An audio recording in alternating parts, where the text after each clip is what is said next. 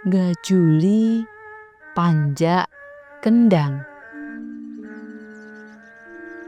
Bengi kuwi ing omahe Kaniya manggon listrike pinuju oglangan. Kahanane sarwa peteng, awit njeron omah mung kacolokan urupe lilin. Sejane Kaniya wengi kuwi arep ngaso. Jagongan kepenak karo bojo sakwise pirang-pirang wengi tanggapan manjak kendang wayang kulit. Sing pungkasan wengi kepungkur ngendangi dalang saka njaban kecamatane. Lagi wae sabejagong karo bojone dadak ana wong medhayoh pisan. Gelem ora gelem dayoh mau ya ditemoni kanthi kahanan kang remeng-remeng. Ngono pisan kanthek liline meh putus. Arep disalini lilin sing anyar ora ana. Jer pancen nalika tetukon ana warung mau, barang siji kuwi lali ora dituku. Yen wancine listrik murup, kaya-kaya lilin kuwi dilalekake. Nanging bareng oglangan ngene iki kabeh mbutuhake. Nuwun sewu, kula rumaos dereng natos kepanggih panjenengan. Menapa kula ingkang kesupen? Menapa panci kula ingkang anggak? Panjenengan sederek saking pundi lan paring asma sinten? Pambagene Kaniya marang dayohe. Dayo sing sandangane sarwa ireng mau mangsuli karo tansah tumungkul. Wangsulane semu ora pati jlentreh. Nanging sajake Kaniya bisa nampa karepe wangsulan mau. Kang pratelakake menawa dheweke pancen durung nate tepung lan srawung karo Kaniya. Sabubare dayoh kuwi miterang marang Kaniya. Napa leres ngriki niki griyane Pak Kaniya panjak kendang?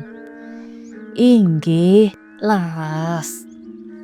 Saged panggih tiyange. Kula piyambak. Wonten kersa napa? Sampeyan leres gadah kanca sing namine Giman. Giman? Grenenge Kaniya karo ngiling-iling. Enggih, Giman kuncung. Wadanane. Sambunge dayoh lanang mau. Napa ingkang pidalem wonten kidul Prasekawan cedhakipun wit trembesi ageng menika? Leres. Emut kula sakniki asma jangkepipun Mas Wagiman. Ning kaparapan Giman kuncung. Merga kahanan omahe sureng, Kaniya mbacutake rembugane kanthi takon sediane dayoh mau teka. Wa sing gati, dayoh mau dikongkon Giman supaya ngajak Kaniya teka menyang dununge saperlu aweh biyantu anggone Giman boyongan omah. Dalu-dalu mekaten, damelan menapa ingkang saged kula ayahi? Pancenipun Mas Wagiman seminggu kepengker kepanggih kula lan ngendika menawi badhe boyongan. Nanging menapa ingkang saged kula tandhangi? Pitakone Kaniya. Giman niku nggene boyongan rak dalu niki kanthi nanggap campursari. Lah sonten wau paguyubane campursari criyos menawi panjak kendange nembe sakit. Kangge supados mboten wurung anggene campursarinan, Giman mojar teng paguyuban wau. Nek perkawis tukang panjak kendang pun dicawisi Giman. Panjak kendang sing dikersakaken Giman nggih sampeyan niku. Mila sakniki sampeyan kula sarengi teng griyane Giman sing anyar. Awit panggenane campursari mengkih teng griyane Giman sing anyar. Ning rikala panggih kula antawis seminggu kepengker, Mas Pagiman boten criyos kula menawi badhe campur sarinan.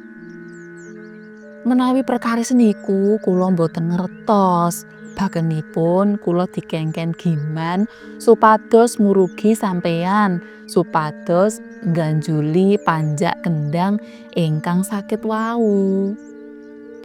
Njohor mangke campur sarine paguyuban saking pundi, Mas?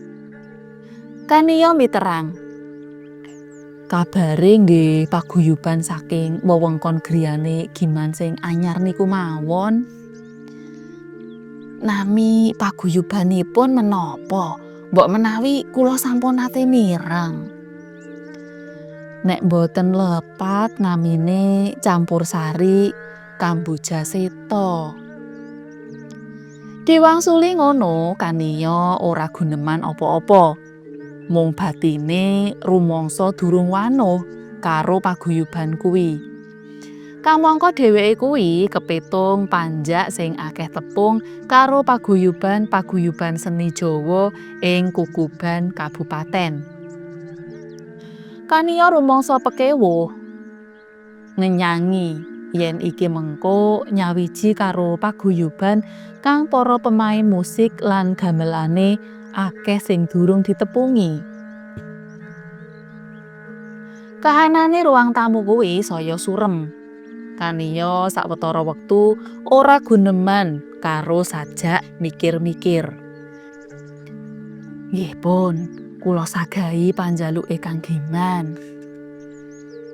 Daya mau katon lega krungu kesanggupane kaniya. Banjur pamitan sakwise menehi ancer-ancer omah anyar kang arep dienggoni Giman. Sapungkure daya mulih listrik kang mati mau banjur murup biar. Kaniya njupuk sandangane sing kulina kanggo pentas ngendangi dalang Sabda Nugroho. Dalang gagrag Ngayogyakarta sing lagi naik daun. Kaniya nggawa sandangan Jawa gagrag Ngayogyakarta kanthi jarit kang motif batike kepitung gedhe-gedhe, rinengga beskap selaras. Kanthi nunggang pit motore wetonan taun lawas, kaniya ngeblas ngalor parane. Dalan sing diliwati kaya-kaya ora ana sing sulaya. Sajake pancen dalan kuwi durung ana sing ngegohake murih oleh padhang saka dayane listrik. Ora nggumunake jer dalan kuwi kiwa tengene bulakan sawah kang ilak-ilak. Tekan papan kang dituju sajake panitia wis samekta ing gati, kalebu sing mapak tekane kaniya. Tamu-tamu sing diulemi nekani boyongane Giman wis lungguh pating clenuk.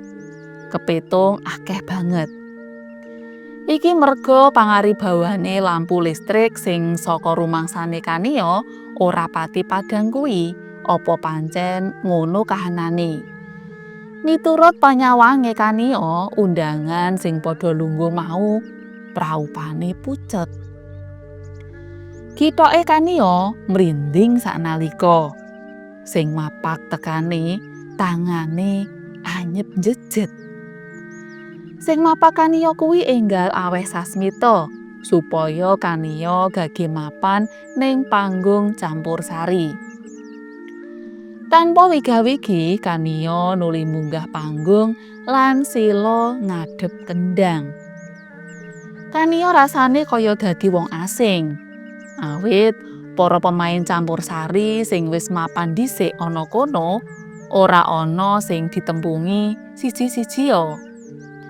Satekane kaniya paraga-paraga mau siji wae ora ana sing ngajak omong.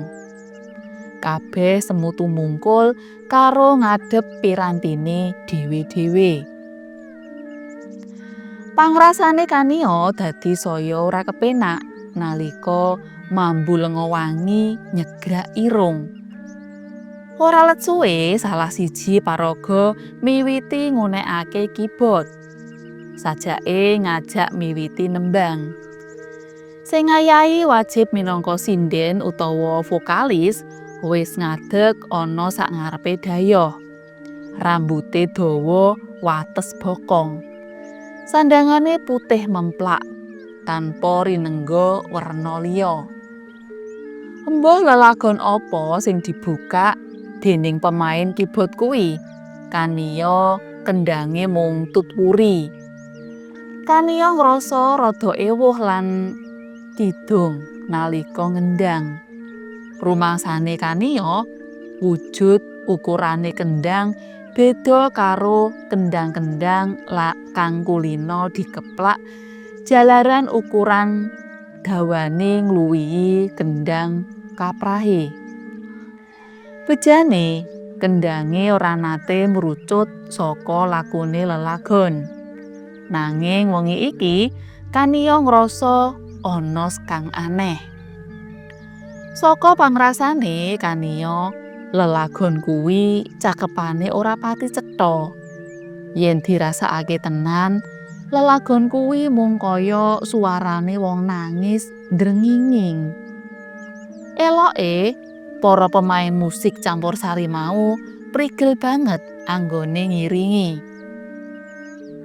Lelagon kang dikidungake penyanyi kuwi keprungu saya ngiris ati. Semono uga nalika pemaine musik bareng-bareng nyenggaki. Laras lan suarane memper grenenge wong ngucap mantra. Kabeh undangan sajak katrem karo lelagon kuwi. Mula kahanane rinasa surem. Lelagon kuwi tempone dadi saya rikat. Saya rikate tempo sinartan ngadeke para undangan kanthi bebarengan. Kaya ana sing ngabani. Kendhange Kaniya uga keli dadi sesek nalika pemain gitar sing ana cedhake mojar menawa sing boyongan wis prapta. Kaniya mulatake papan dalan mlebune dhayoh undangan. Panyawange Kaniya tumuju marang bregada sing teka. Ning dalan mlebu papan pahargyan kuwi katon blegere Giman diampingi bregada kang sandhangane sarwa putih. Bareng Giman wis kasembadan mlebu papan kuwi, kabeh sing ana kono padha gumuyu lakak-lakak sajak oleh kemareman. Kaniya njomblak sumurup raine Giman godras getih.